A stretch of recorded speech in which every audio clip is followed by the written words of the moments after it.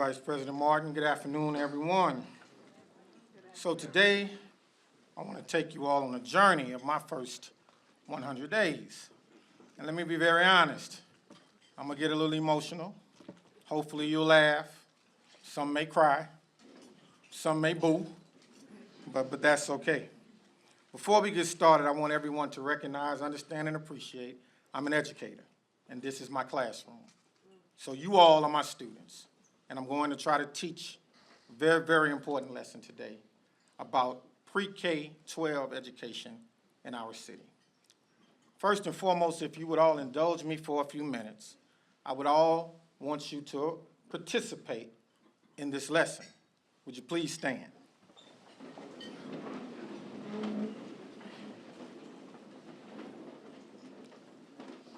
On the count of three, I want you to throw your hands in the air and say hallelujah. And we're going to do that 3 times. 1, 2, 3.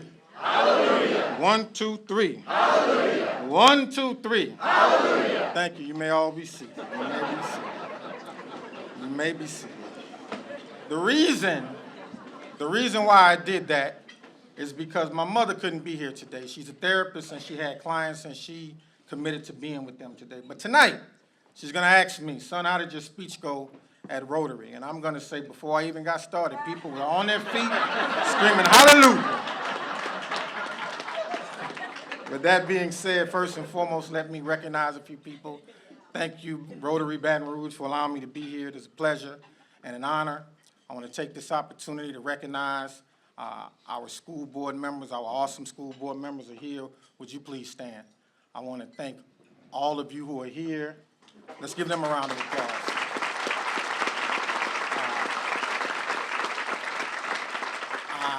I want to thank all of you for choosing me, selecting me, and trusting me with what I consider to be the most important work of my life. I also want to take an opportunity to recognize anyone who does now, who has, or who plans to work in the East Baton Rouge Parish school system. Would you please stand and be recognized at this time? I want to thank all of our teachers who are here, educators, bus operators, whatever role you play. Thank you for being here. I also want to acknowledge any educator in the room, whether you work in early childhood, whether you work in K-12, public or private, or whether you work in postgraduate education, higher ed. Thank you for your service. All of you know how difficult it is to teach and even more difficult it is to make sure our young people learn. So today, I want you to understand that when I was selected as superintendent, my first 100 days was not about learning anything new. It was about understanding the challenges in our school system. Unlike a lot of new superintendents, my perspective about our school system is based on my relationship with the school system. I was educated in EBRP schools. I went to Fairfield Elementary, Park Elementary, Audubon Elementary, La Belle Elementary. My family moved around a lot. We were poor. We didn't have a lot of money, and oftentimes we couldn't pay the rent, so my mother picked us up and we moved. I went to Capital Middle, where I had an amazing middle school experience. Charles Stevenson was my principal, outstanding human being. I went to Tara High School, where, interestingly enough, Warren Drake was my free enterprise teacher, and David Corona was my principal. And I had an amazing public school experience. And for that reason, when I started this job, my perspective is a little bit different. I see it from the lens of a student who was educated in the school system. And because of the school system, I'm able to stand here today. I see it from the lens as a teacher, because I was a teacher in our school system for 5 years. And I worked with our students every single day to give them the experience I had as a student in our school system. And then I saw it through the lens of a principal, because I was a principal in our school system for 20 years. And I had an opportunity to work with some amazing educators, amazing students, and amazing families. And so when I walk into the schools and I travel throughout our schools, my perspective is not to learn something new, it's to understand how do we get better. How do we get better at educating our children? So some of what you see is what's important to me. Every single day, I start my day in a school. I want to be where the challenges are. I want to be where the work is happening. I want to be where kids can see me and talk to me, and teachers can see and share with me, and school leaders can know I am there to support them, and all of our families recognize that the most important thing to me as superintendent is what happens in our schools every single day. And I cannot lead this work from behind my desk. I have to be in our schools to see what is happening every day. And what is the first takeaway that I've learned from visiting almost every single school in our district? We have phenomenal educators who are working extremely hard every day.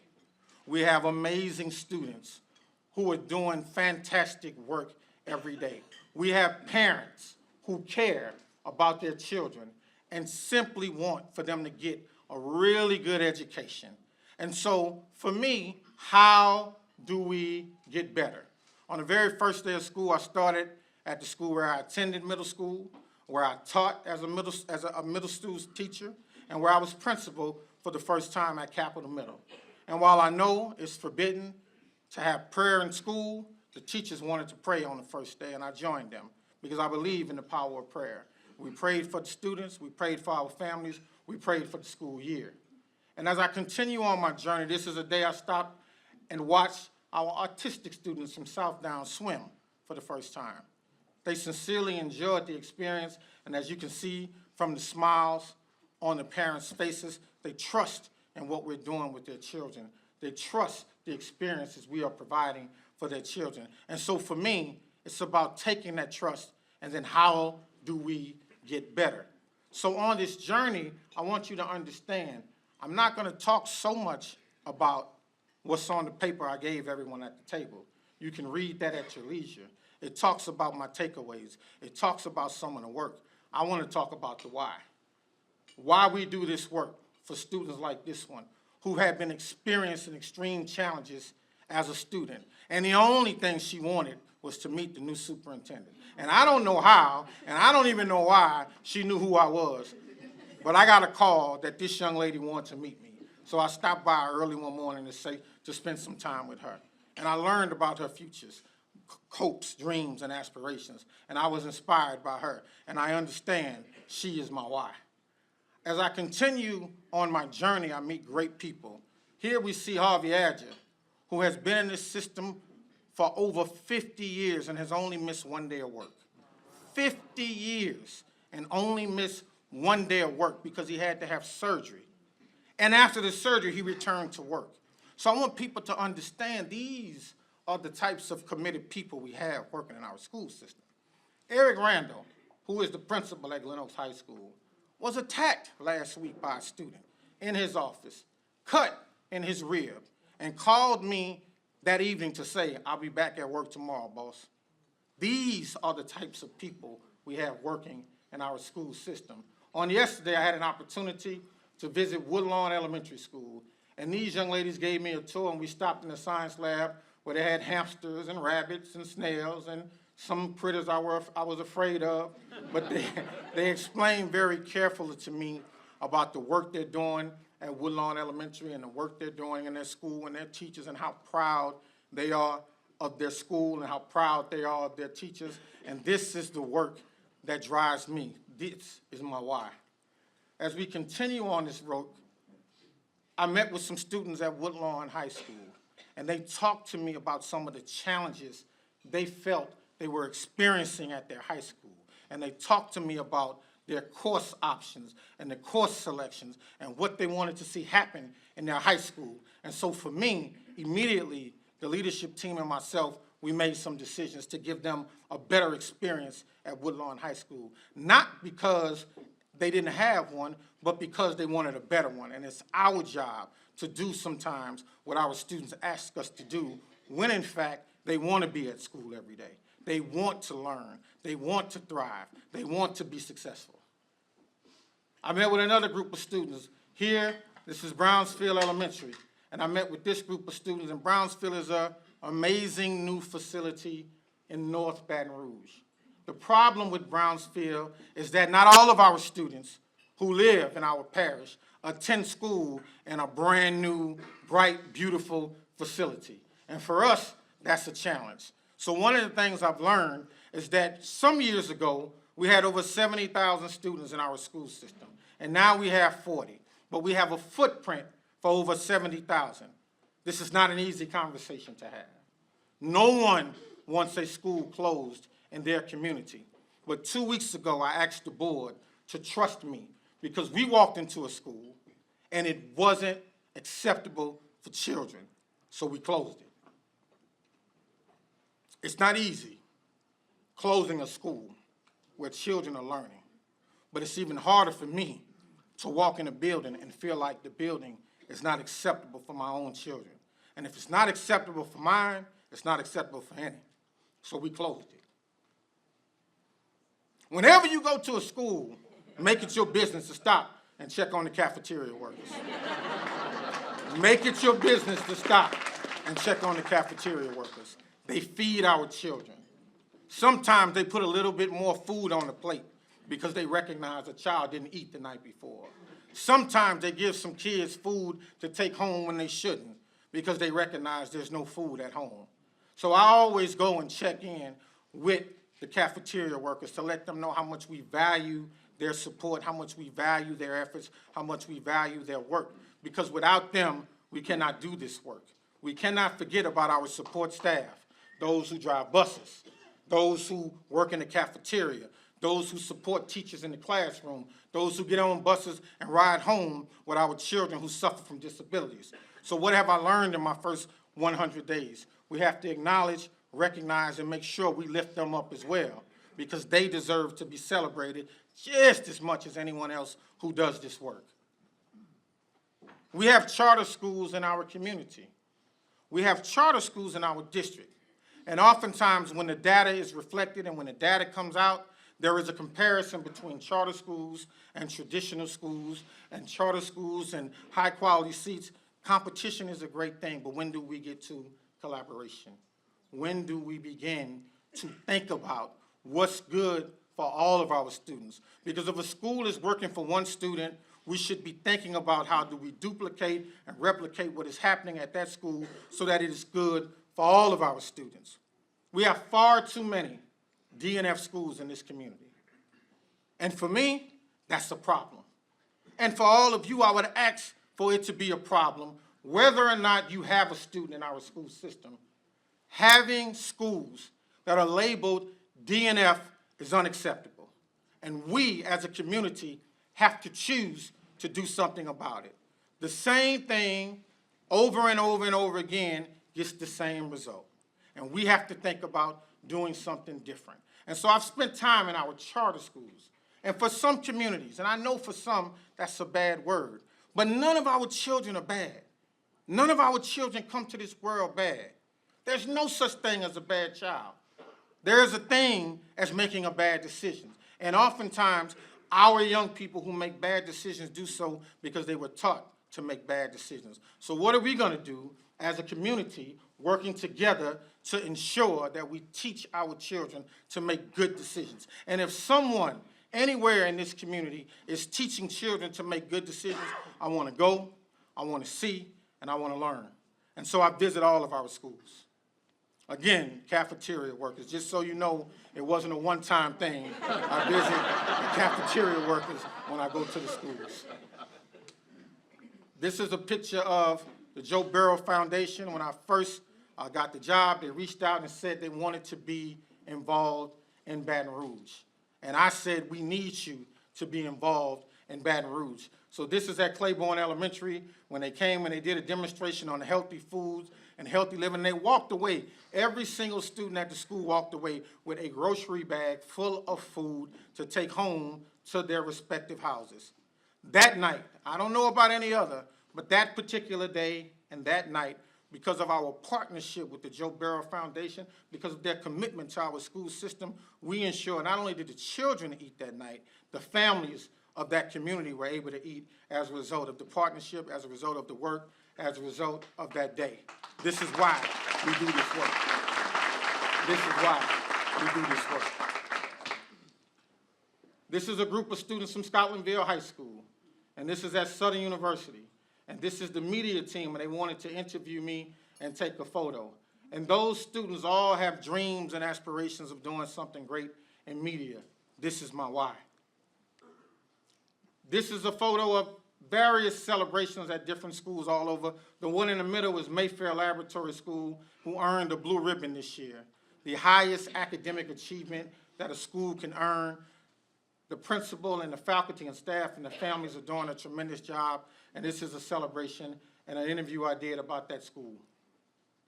And then this is throughout my visits and my walks, I've seen and traveled and talked to and worked with so many different students, so many outstanding educators, and we've learned a great deal.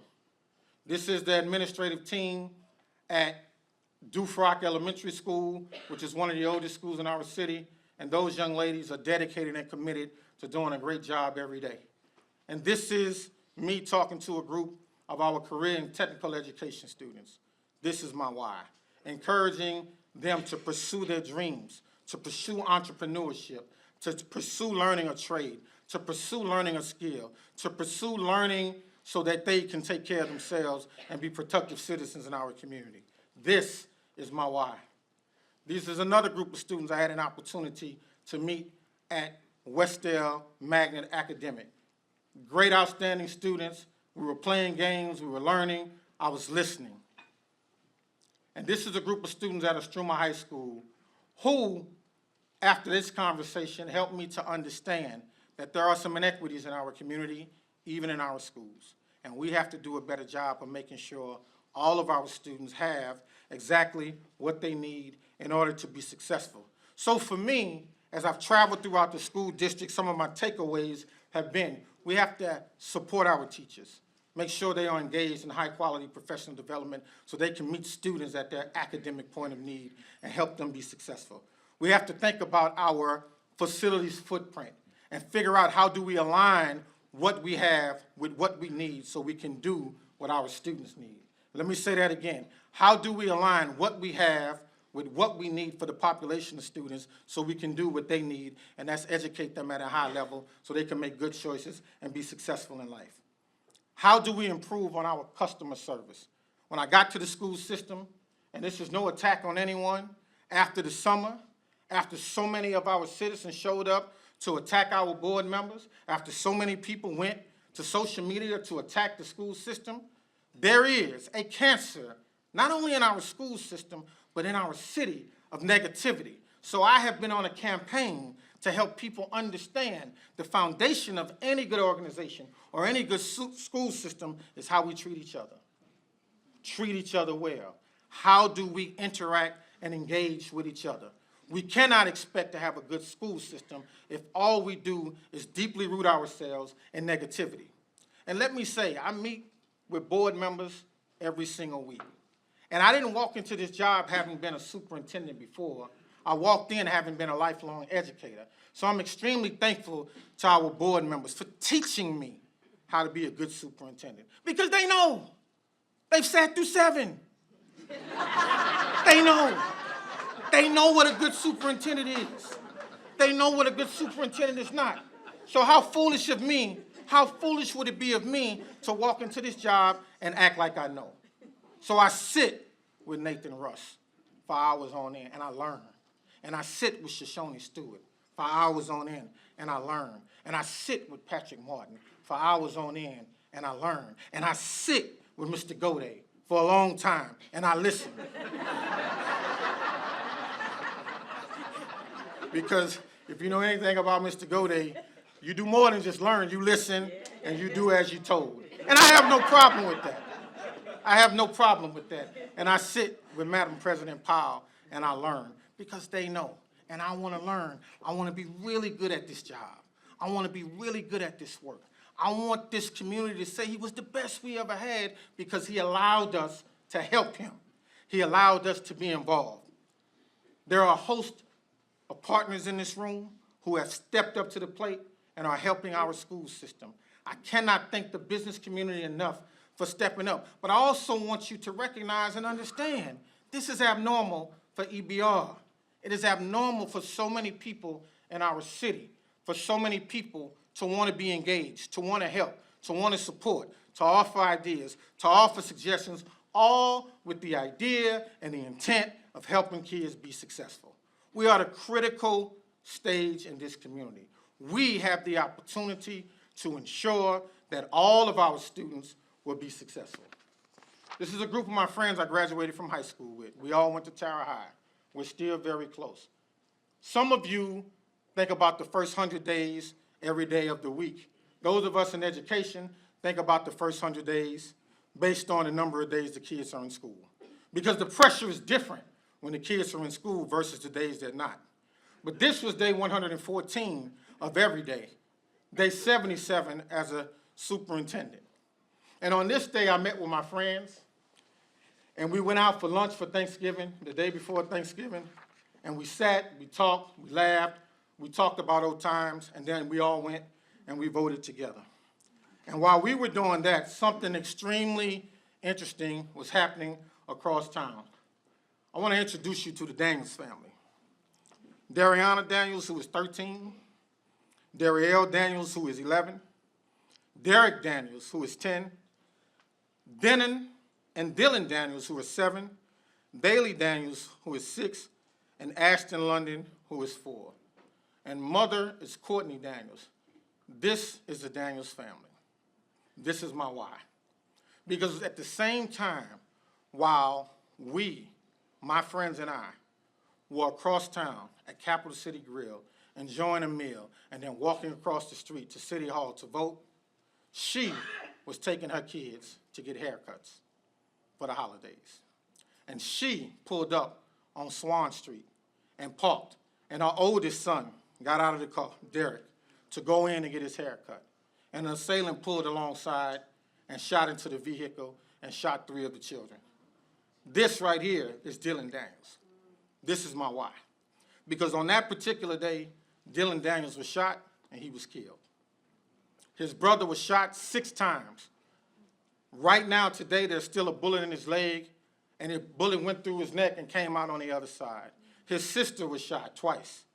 The family was forever changed as a result. And as hard as I'm trying not to get emotional, this is my why. Because our students deserve to live in a city and be safe. Our students.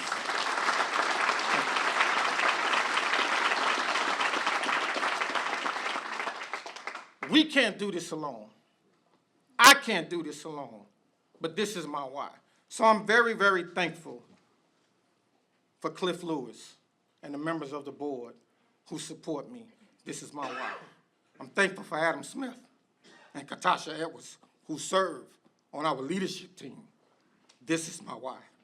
I'm thankful for Dr. Katie Brumley and Jenna Chasson, who've given us a charge from the State Department of Education for high dosage tutoring, for focusing on numeracy and literacy. This is my why. I'm thankful for Dr. Willie Smith at the junior college, BRCC, who is part of a greater system. This is my why. I am thankful for Dr. Dennis Shields and Dr. Bill Tate, who are the presidents at Southern University and LSU, respectively, the only 2 systems in the, Southern University has the only HBCU system in the world, and LSU is part of the Louisiana system and a flagship. I'm thankful. This is my why. I am thankful for our bus operators, our cafeteria workers, our support staff. I am thankful for our students, our families. I am thankful for all of you. But the question I have is, what are we going to do so we don't lose another Dylan Daniels in the way that we lost him? What I will share with you on that day is I felt it extremely important to go to the hospital and be with the family. And before I walked in, I was extremely nervous because I didn't know what to say. What do you say to a mother who has lost a son or lost a child? What do you say to a mother who's lost or whose 3 children have been shot when she was simply trying to take them to get a haircut? I was nervous. And when I walked into the room, the young lady said, "Mr. Cole, you're here." And it occurred to me, Cortland was one of my students when I was the principal at Capital Middle, the mother. Her sister was one of my students at Capital Middle when I was a principal. The 2 cousins who were there comforting the mother were 2 of my students when I taught. And Dylan and his brothers and sisters are now my students. These are my children. These are your children. These are our children. And we have a responsibility to take care of them. And where does that start? It starts in our schools.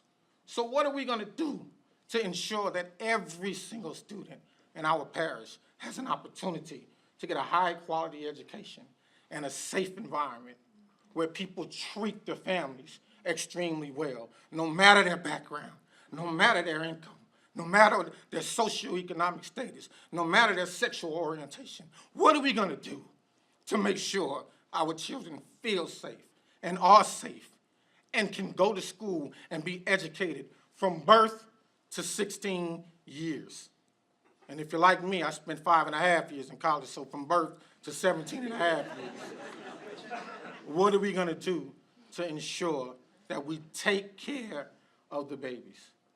So here's the reality of the situation as I get ready and prepare to get out of here. I have a charge, and that's to educate our students in safe environments, treat them well, and make sure they have opportunities when they graduate from high school. It's really that simple. But I'm here to say to you, if all of you in this room think I can do it alone, and we in the school system can do it alone, we're sadly mistaken. Because we have left the school system alone for far too long. And because we've left the school system alone, we are getting results we are not happy about. Our children are being killed in the street because we have left them alone. So what are we going to do to join together, to help each other, to support each other, so we can do this work at a high level? This is my why. And let me say this to you. It is not going to be easy. It is not going to be easy. But as an educator, my vocabulary word for you today is commitment. Can everyone say commitment? Commitment. And you only need to be committed 2 times if we're going to be successful, Rishana. Only 2 times. When you feel like it and when you don't. When you feel like being committed and when you don't. When you're having a good day, if we commit ourselves to just buying a book, reading to a child, stopping at a red light and making sure where there's no crossing guard, a kid can cross the street. If we see a child somewhere and they look like they're hungry, buying them a hamburger. If we see a family who is in need, saying to that family, how can we help? If we can commit ourselves to doing that and we can fall in love with improvement, we will be okay. Without commitment, we can never start, and without consistency, we will never finish.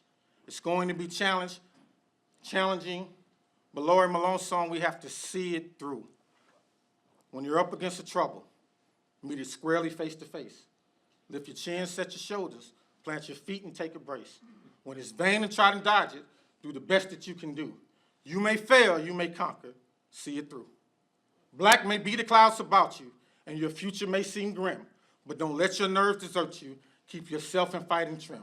If the worst is bound to happen, in spite of all that you may do, running from it, running from the school system will not save us. See it through. Even hope may seem but futile when with troubles you're beset. But remember, we are facing simply what other men have met.